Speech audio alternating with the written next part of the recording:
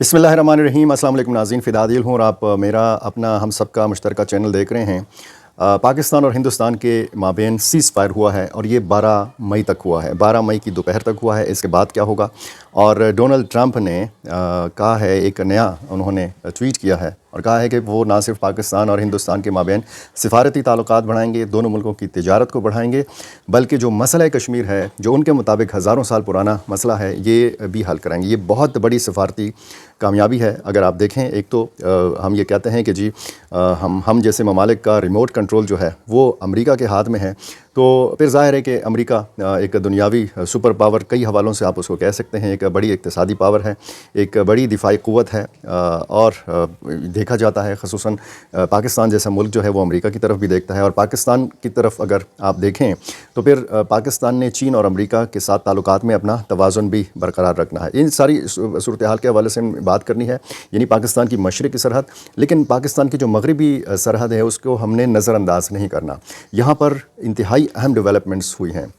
ایک تو افغان وزیر خارجہ امیر خان متقی سے پاکستان کے خصوصی نمائندے برائے افغانستان محمد صادق خان کی ملاقات، اور پھر چین کے خصوصی نمائندے کی ملاقات۔ یہ تو خیر سہ فریقی جو ایک ان کا اجلاس تھا، ایک فورم کا، یہ 5واں اجلاس تھا، اس حوالے سے یہ ملاقاتیں تھیں۔ آج انتہائی اہم ملاقات ہوئی ہے دونوں، یعنی چین کے نمائندہ خصوصی کی اور پاکستان کے نمائندہ خصوصی برائے افغانستان محمد صادق خان کی، افغان وزیر داخلہ خلیفہ سراج الدین حقانی سے۔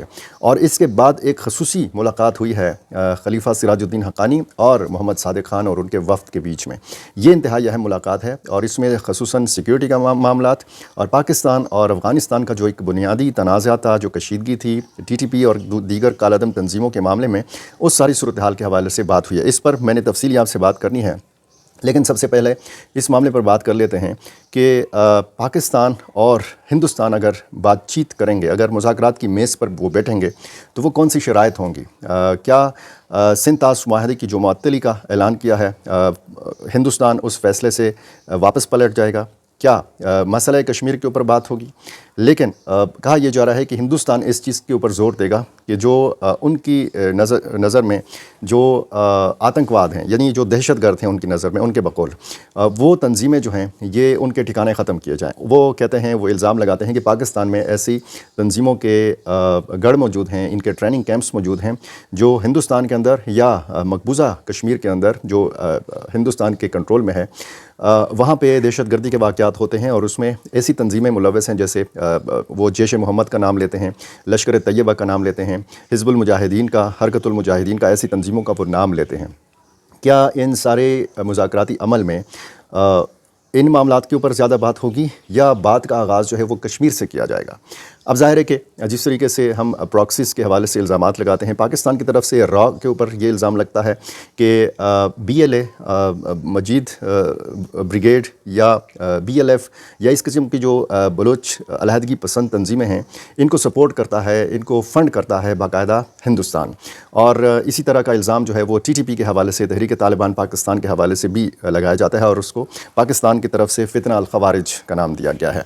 تو یہ سلسلہ، یعنی پاکستان کا الزام اور پھر ہندوستان کا پاکستان کے اوپر الزام، کیا یہ ساری باتیں ڈسکس کی جائیں گی؟ اور اگر یہ باتیں ڈسکس نہیں کی جائیں گی اور جو ڈونلڈ ٹرمپ نے بیچ میں انٹروین کیا ہے، انتہائی اہم کامیابی اس چیز کو سمجھا جا رہا ہے، اور انڈین میڈیا جو ہے اس کو جیسے سانپ سونگ گیا ہے۔ وہ سارے اینکر، وہ سارے صحافی تو وہ خیر زیادہ بن نہیں رہے، وہ تو زیادہ تر ایکٹر بن گئے ہیں کہ جو چیخ چیخ کر اس کشیدگی کو ہوا دیتے رہے اور دونوں ملکوں کو پرووک کرتے رہے کہ جی یہ ایک دوسرے پہ چڑھ دوڑیں۔ ہندوستان کو یہ کرتے رہے، اشتعال دلاتے رہے، مودی سرکار کو اشتعال دلاتے رہے، انڈین فوج کو اشتعال دلاتے رہے کہ جی آپ پاکستان کو ختم کریں، آپ ایک اکھنڈ بھارت، ایک گریٹر ہندوستان جو ہے اس منصوبے پر عمل شروع کریں۔ اب اس منصوبے میں ظاہر ہے کہ جو پاکستان کے زیر انتظام کشمیر ہے، آزاد جموں کشمیر، یہ بھی ان کے منصوبے کا حصہ ہے۔ پاکستان موجودہ جو ہے یہ بھی ان کے منصوبے کا حصہ ہے، اور افغانستان کے کچھ علاقے ایسے ہیں کہ ان پر بھی ہندوستان کی نظر ہے۔ اب یہ ساری صورتحال پر افغانستان کی بھی نظر ہے، اس ساری صورتحال پر پاکستان کی اگر ساری توجہ اس وقت مشرقی سرحد کے اوپر ہے تو اس کی توجہ ہٹے نہیں ہے مغربی سرحد سے. اور یہ جو افغانستان کے اندر سرگرمی چل رہی ہے یہ اس بات کا ثبوت ہے کہ وہاں پر بھی پاکستان کی جو سیکیورٹی اسٹیبلشمنٹ ہے اس کی پوری نظر ہے. اسی دوران ایک حملہ بھی ہوا تحصیل شکی میں، جنوبی وزیرستان کا علاقہ ہے، اور یہاں پہ ڈان چیک پوسٹ ہے. اس پر اسی دوران جب پاکستان اور ہندوستان کے مابین بڑی جو کشیدگی تھی وہ پیک کے اوپر تھی، یہاں پر دہشت گردوں اور پاکستانی جو سیکیورٹی فورسز ہیں ان کے مابین جھڑپ ہوئی، اور اس میں ملیٹنٹس بھی مارے گئے اور 9 جوان جو ہیں یہ شہید ہوئے، اور اسی طرح 5 جوان جو ہیں یہ زخمی ہوئے. اسی طرح کے واقعات جو ہیں وہ خدشات ہیں کہ خیبر پختونخوا میں مزید ہو سکتے ہیں، بلوچستان میں مزید ہو سکتے ہیں. لیکن مولانا مسعود اظہر، حافظ سعید، جو کمانڈر سید صلاح الدین ہیں، یا فضل الرحمان خلیل ہیں، یا اس طرح کے اور نام ہیں جو انڈیا کی ہٹ لسٹ کے اوپر ہیں، ان کی حفاظت بھی ایک بہت بڑا ایک چیلنج ہے. پاکستان کے اندر بھی ایسے عناصر موجود ہیں کہ جو بیرونی طور پر جن کو سپورٹ ملتی ہے، اور پاکستانی جو ایجنسیاں ہیں اس حوالے سے بھی انتہائی الرٹ ہیں. جس طریقے سے سیز فائر کی خلاف ورزی ہوئی، لائن آف کنٹرول کے اوپر ہوئی، اور پھر جس طریقے سے کل رات ہم نے دیکھا کہ ڈرون جو ہیں یہ آئے اور انہوں نے مختلف علاقوں میں جو ہے وہ پروازیں کی، اور یہ میں 10 مئی کی بات کر رہا ہوں، آج 11 مئی ہے اور دوپہر کے بعد کا وقت ہے. تو اس وقت تک ہمیں انڈین جو توپیں ہیں، چاہے وہ ان کے میڈیا کی توپیں ہیں، چاہے وہ انڈین فوج کی توپیں ہیں، وہ ہمیں خاموش نظر آتی ہیں. اور اب اس بات پہ بحث ہو رہی ہے کہ سیز فائر جو ہوا ہے اس سے ہندوستان نے کیا کھویا ہے اور کیا پایا ہے. یہ بحث ہندوستان کے اندر بہت زیادہ چل رہی ہے. یعنی ہندوستان کے اندر سے اب آوازیں اٹھ رہی ہیں کہ اس سارے عمل میں، یعنی ایک تو پہلگام کا واقعہ ہوتا ہے 22 اپریل کو، پھر 7 مئی کو اٹیک ہوتا ہے ہندوستان کی جانب سے، اور پاکستان کے سویلین جو شہری علاقے ہیں ان کو ٹارگٹ کیا جاتا ہے، مساجد کو ٹارگٹ کیا جاتا ہے، مدارس کو ٹارگٹ کیا جاتا ہے. تو ہندوستان کے اندر یہ سوال بڑا شد و مت کے ساتھ اٹھایا جا رہا ہے کہ ہندوستان نے اس ساری مہم جوئی سے کیا حاصل کیا ہے.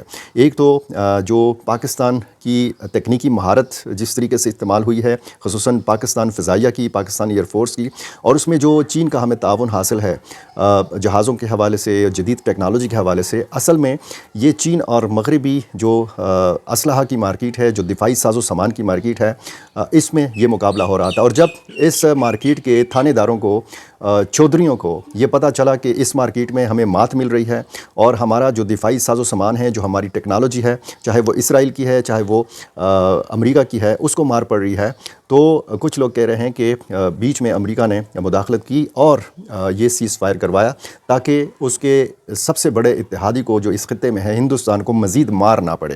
تو یہ بھی ایک نکتہ ہے، یہ بھی ایک زاویہ ہے، اس پر بھی ضرور سوچنا ہے. اور لیکن جو ڈونلڈ ٹرمپ کا تازہ ٹویٹ سامنے آیا ہے، اس نے سفارتی محاذ پر بالکل چاروں شانے چت کیا ہے ہندوستان کو. اب کریڈٹ تو لیا ہے ڈونلڈ ٹرمپ نے، لیکن یہ سیز فائر ظاہر ہے کہ ڈونلڈ ٹرمپ کو بھی پتہ ہے کہ سیز فائر جو ہے یہ 12 مئی تک ہے، دوپہر تک ہے. اس کے بعد کیا ہوگا؟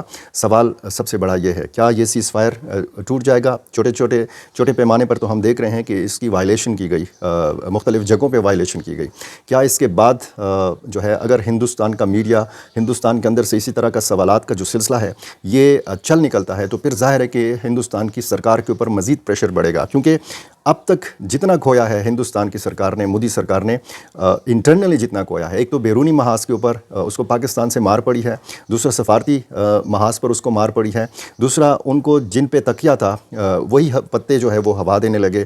جن پہ تکیہ تھا کہ جی وہ فل سپورٹ میں آئیں گے، انہوں نے فل سپورٹ نہیں کیا، بلکہ ان کی ساری گیم جو ہے وہ الٹ گئی، اور اب جو ہے پاکستان کے حق میں آوازیں زیادہ اٹھ رہی ہیں.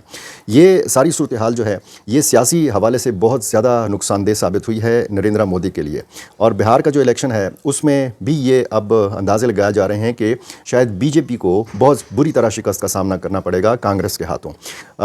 کانگریس کے جو رہنما ہیں وہ اب کہہ رہے ہیں کہ ہندوستان نے بڑی کوشش کی کہ جی چین کو اور پاکستان کو ایک دوسرے سے الگ کیا جائے، لیکن یہ ان سارے واقعات نے چین اور پاکستان کو مزید ایک دوسرے کے قریب کر دیا ہے. جس طریقے سے رافیل طیارے چینی ٹیکنالوجی کی مدد سے گرائے گئے ہیں، تو یہ ایک ظاہر ہے کہ پاکستانی ایئر فورس کی ایک بہت بڑی کامیابی تھی، اور پاکستان کی ایئر فورس دنیا کی پہلی ایئر فورس بنی ہے جس نے رافیل جیسے طیاروں کو مار گرایا ہے. दूसरी जानब अब आप देखें अफ़गानिस्तान की साइड पे पाकिस्तान और अफ़गानिस्तान की कशीदगी जो है वो बहुत हद तक कम हुई है। एक तो 19 अप्रैल को जो नायब वज़ीर-ए-आज़म और वज़ीर ख़ारजा पाकिस्तान के इसहाक़ डार ने काबुल का दौरा किया, तो उसके सिर्फ 2 या 3 दिन बाद यानी 22 अप्रैल को 19 अप्रैल को उन्होंने काबुल का दौरा किया, 22 अप्रैल को पहलगाम का वाक़या होता है और उसके बाद फिर हम देखते हैं कि सिफारती राब्तों का आगाज़ होता है पाकिस्तान की जानिब से और उसमें जो जवाब अफ़गानिस्तान की साइड से पाकिस्तान को मिला वो पाकिस्तान के लिए बड़ा हौसला अफ़ज़ा था। ये मैंने एक वीडियो में आपको बताया था कि ये पाकिस्तान की खुशकिस्मती थी या हुस्न इत्तेफ़ाक़ था कि पहलगाम वाक़ये से 2-3 दिन पहले काबुल जा पहुँचे थे इसहाक़ डार। तो अब सूरत हाल मज़ीद जो है वो बेहतरी की जानिब चल रही है। अफ़गान वज़ीर दाखिला सिराजुद्दीन हक्कानी जो हैं ये भी अब इन सारे मामलात में दिलचस्पी लेने लगे हैं। एक तो पहले तो ये कहा जाता था कि जनाब ये मामलात सिर्फ वज़ीर ख़ारजा की लेवल तक हैं, लेकिन मैंने आपको बताया था कि अगर पाकिस्तान ने TTP का मामला हल करना है तो वो मुल्ला याकूब मुजाहिद जो वहाँ के वज़ीर दिफ़ा हैं, मुल्ला उमर के साहिबज़ादे हैं, और वज़ीर दाखिला सिराजुद्दीन हक्कानी के बग़ैर ये नहीं हो सकता। वज़ीर ख़ारजा इसहाक़ डार जब काबुल गए थे तो उनकी मुलाकात नहीं हुई थी वज़ीर दाखिला सिराजुद्दीन हक्कानी से और वज़ीर दिफ़ा मुल्ला याकूब मुजाहिद से। अब पाकिस्तान के जो ख़ुसूसी नुमाइंदे हैं मोहम्मद सादिक ख़ान वो सरगर्म हैं और काबुल में मौजूद हैं। उनकी जो सरगर्मियाँ थी, आज जो मुलाकात हुई खलीफा सिराजुद्दीन हक्कानी से चीन के और पाकिस्तान के ख़ुसूसी नुमाइंदों की, उसके बाद मोहम्मद सादिक ख़ान की अलग से जो मुलाकात है सिराजुद्दीन हक्कानी के साथ, ये इंतहाई अहमियत की हामिल है। और कुछ ज़रा ये कहते हैं कि मोहम्मद सादिक ख़ान की या पाकिस्तानी वफ़द में शामिल कुछ लोगों की ये कोशिश है कि ये कंदाहार भी जाएँ और वहाँ पे शेख हिब्बतुल्लाह अख़ुंज़ादा से उनकी मुलाकात हो और पाकिस्तान और अफ़गानिस्तान के बीच में जो बहुत सारे मामलात हैं और अब बहुत सारी चीज़ों के हवाले से अफ़गानिस्तान की हुकूमत को भी पता चल गया है कि पाकिस्तान अब कितना ज़रूरी है अफ़गानिस्तान के लिए। चीन और पाकिस्तान मिलकर अब अफ़गानिस्तान में मज़ीद दिलचस्पी बढ़ाएंगे, कारोबारी हवाले से, इक़्तिसादी हवाले से आप देखें। और फिर अफ़गानिस्तान को ये भी पता है कि इस ख़ित्ते में अगर कोई दुनियावी हवाले से एक बड़ी ताकत है जिसके पास टेक्नोलॉजी है वो चीन है, और चीन की टेक्नोलॉजी पाकिस्तान ने इस्तेमाल करके ये साबित कर दिया है कि अगर चीन, पाकिस्तान और ईरान आपस में मिल जाएं और बहुत सारे हवालों से जो है वो ताउन करें एक दूसरे के साथ, इसी तरह मुलाकातों का सिलसिला जो है वो उसको बढ़ाया जाए, तो यकीनी तौर पर अमेरिका जैसी ताकत, हिंदुस्तान जैसी ताकत जो है ये इन ममालिक का कुछ भी नहीं बिगाड़ सकती, ये ताकतें नहीं बिगाड़ सकती कुछ। अब ये तो सहफ़रीकी मुलाकात थी चीन की, पाकिस्तान की और अफ़गानिस्तान की। अब ये तय किया गया है, इस बात पर इत्तेफाक किया गया है कि अगली जो मीटिंग होगी इसमें मज़ीद पड़ोसी ममालिक को भी शामिल किया जाए। ये अब ज़ाहिर है कि इस महाज की जानिब अगर देखा जाए तो ये यहाँ पर हिंदुस्तान की यहाँ पर भी मात है। तो बहुत सारे हवाले हैं, मशरक़ी सरहद पर साथ साथ हमारी नज़र है, लेकिन मगरबी सरहद को हमने भूलना नहीं है, अफ़गानिस्तान को हमने भूलना नहीं है। अफ़गानिस्तान हमारे लिए अहम है और पाकिस्तान अफ़गानिस्तान के लिए अहम है। मेरा चैनल आपने अभी तक सब्सक्राइब नहीं किया, ये कर लीजिए, मुझे अपनी राय से ज़रूर नवाज़ा कीजिए। और आपने मुझे ये बताना बंद कर दिया है कि आप कौन से शहर से और किस मुल्क से मुझे देख रहे हैं और सुन रहे हैं। बहुत शुक्रिया।